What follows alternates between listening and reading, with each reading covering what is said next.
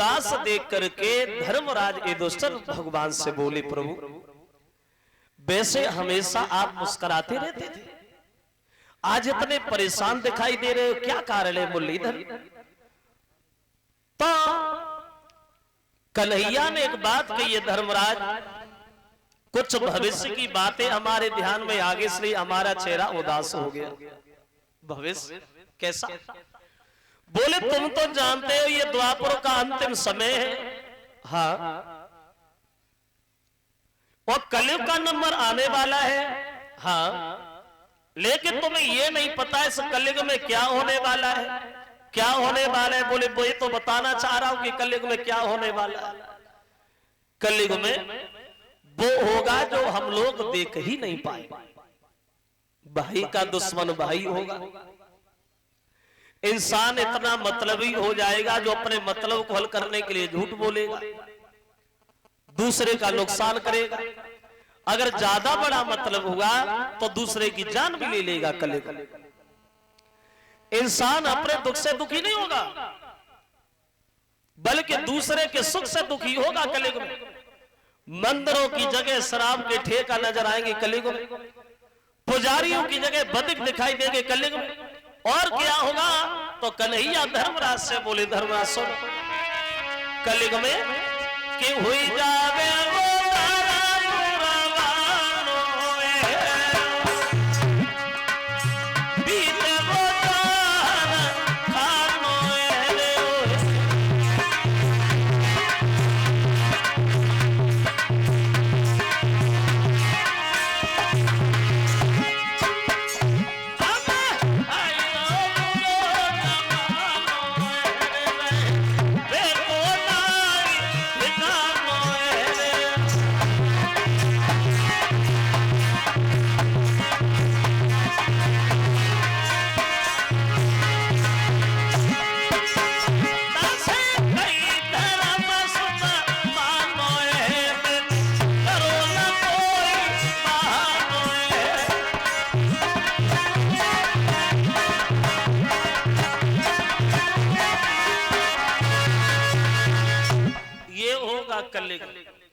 धर्म कोने में बैठ के रोएंगे और ये पाप जो है गलियों में किलकारियां भर के खेलेगा, और जब ऐसी दशा होगी तो हम लोग कैसे देख पाए? इसलिए मेरा विचार ये है धर्मराज, तो पांचों पांडव छठी द्रौपदी को साथ लो और परीक्षित का रास्ता अलग कर दो, और तुम 6 लोग हिमालय में गलने चले जाओ, और हम भी आ रहे, हमारी यहाँ कोई आवश्यकता नहीं है। और देखो वैसे जो कन्हैया ने धर्मराज से कहा था वो सब कुछ दिखाई भी देने लगा।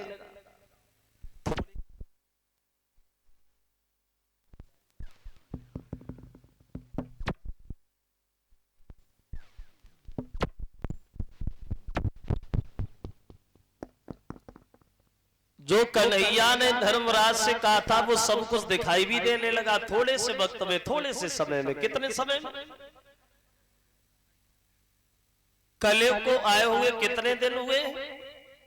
बोले कलयुग को आए हुए ज्यादा समय नहीं हुआ है, कलयुग को आए हुए लगभग 6000 साल ही बीते। 6000 साल, और 6000 साल में ये कलयुग अपना पूरा सद दिखाने लगा। कलयुग की उम्र कितनी है? बोले कलयुग की उम्र तो बहुत ज्यादा है। कितनी ज्यादा है? कलयुग की उम्र बताई गई है 4,32,000 साल। 4,32,000 साल। वो इन 4,32,000 साल में मात्र 6,000 साल ही हुए हैं। लगाओ, अभी तो 32,000 भी पूरे नहीं हुए, लाख की गिनती तो बहुत बाद में आएगी। और ये कलयुग की उम्र जो 4,32,000 साल की है, ये कलयुग 4 चरणों में बटा है। कलयुग के 4 चरण। पहले चरण में जो अभी पहला चरण शुरू हुआ है, पहले चरण में कलयुग में आदमी की उम्र बताई गई है 100 साल, पहले चरण। और कलयुग का जो दूसरा चरण आएगा उस समय आदमी की उम्र हो जाएगी 50 साल। और जो तीसरा चरण आएगा उस समय आदमी की उम्र होगी 25 साल। और जो अंतिम चरण होगा, लास्ट चरण होगा, उस समय आदमी की उम्र होगी मात्र 12.5 साल। 12.5 साल में पैदा होगा, जवान हो जाएगा, शादी हो जाएगी, बच्चे हो जाएंगे, दुनिया से चला भी जाएगा। 12.5 साल। और जो 12.5 साल आदमी जिंदा रहेगा तो आदमी की लंबाई कितनी होगी? ऐसे मानो जैसे चने का पेड़ होता ना, चने का पेड़, उस चने के पेड़ के नीचे बैठ के आदमी अपना पसीना सुखाएगा, इतना छोटा हो जाएगा। और इसमें शंका वाली बात नहीं, आप शंका करो, खुद सोचने वाली बात, वो तो लाखों वर्षों की बात। अब आप 6000 साल में देख लो, वो तो लाखों वर्षों की बात। अब आप खुद अंदाज लगाओ कि हमारे बड़े बूढ़े लोग कैसे हैं, हमारे बड़े बूढ़े लोग कैसे हैं, उनके जो बुजुर्ग होंगे वो कैसे होंगे, उनके भी पूर्वज होंगे वो कैसे होंगे, जो आजकल नई पीढ़ी पैदा हो रही है ये कैसी हो रही है। और मैं तो सोचता हूं ये कलियुग महाराज अगर ये सिस्टम बना रहा तो अंतिम चरण आएगा ही नहीं, उससे पहले सारी बीमारी खत्म हो जाएगी। अब आदमी की जिंदगी नहीं है, उम्र नहीं है, क्योंकि आदमी का खान पान बदल गया। आजकल किसी बड़े बूढ़े से तुम कहो कि 2-3 कोस पैदल चले जाओ तो तैयार हो जाएगा पैदल चलने को। और किसी नए नौजवान लड़का से कहना कि 3-4 कोस पैदल भाग के चले जाइए, नहीं जाएगा। मोटरसाइकिल बहुत जरूरी है क्योंकि शरीर में जान ही नहीं रही है। खान पान बदल गया। कभी देखा हो आपने, जब बच्चा पैदा होता है तो बच्चे के मुंह में दे दी दूध की बोतल। बच्चा पैदा हुआ तो मुंह में दे दी दूध की बोतल, क्योंकि माँ दूध नहीं पिलाती, माँ दूध पिलाएगी तो शरीर खराब हो जाएगा। बच्चा पैदा हुआ, मुंह में दे दी दूध की बोतल।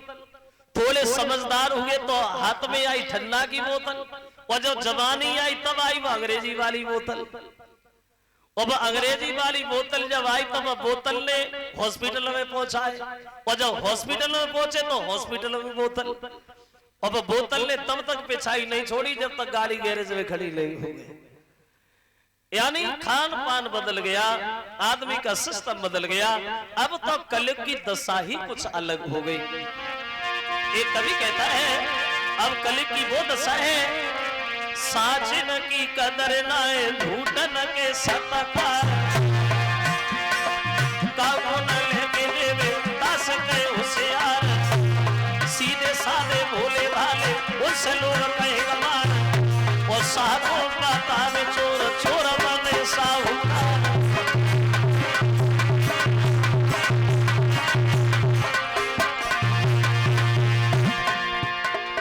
कलयुग की दशा देखो, सदवन पे बस्तनाई विधवा श्रृंगार करी, सदवन पे बस्तनाई विधवा श्रृंगार करी, अपनी पति देव छोड़ी अंत जो घर बार करे, अपनी सुंदर नारी छोड़े बेसे सो प्यार।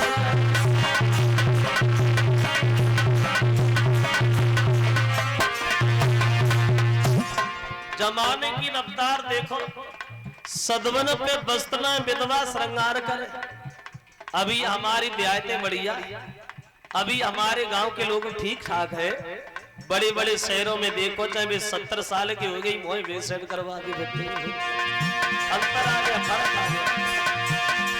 सदवन पे बस्तनाई विधवा श्रृंगार करे, अपनी पति देव छोड़ी अन्य जो घर बार करे, अपनी सुंदर नारी छोड़े बेसे सो प्यार।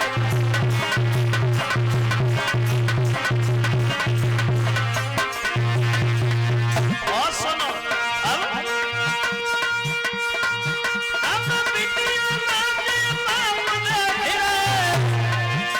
जमाना कहां पहुंच गया। अब बेटी नाच बाप देखिए, जे तनिक नहीं शर्म आए है हल्ले हो गए जमाने, उन्हीं कैसे खेल दिखाए है हल्ले हो गए जमाने।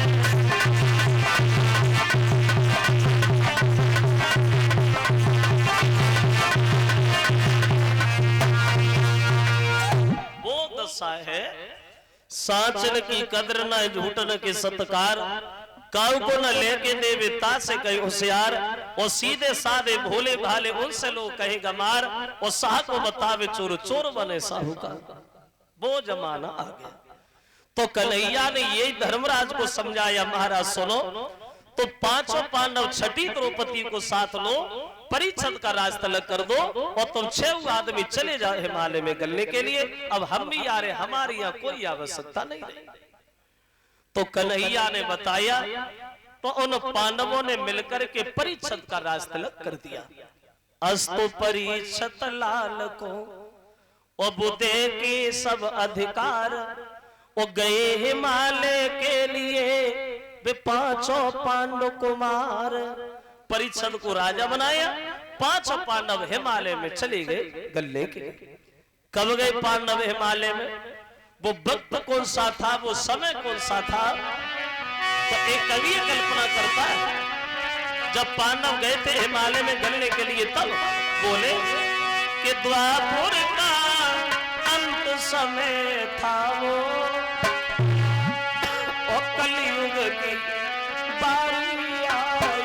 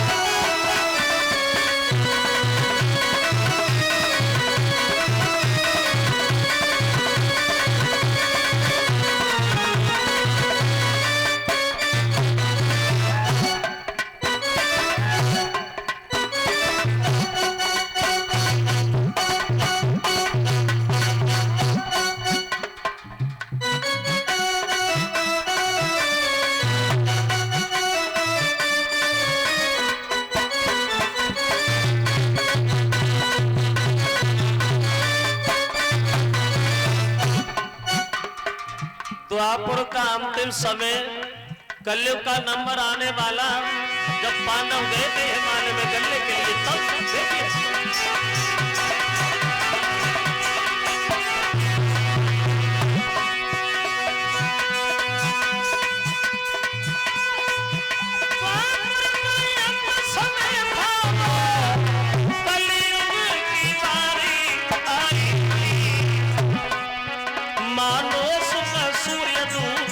था, और दुख की अंधियारी छाई।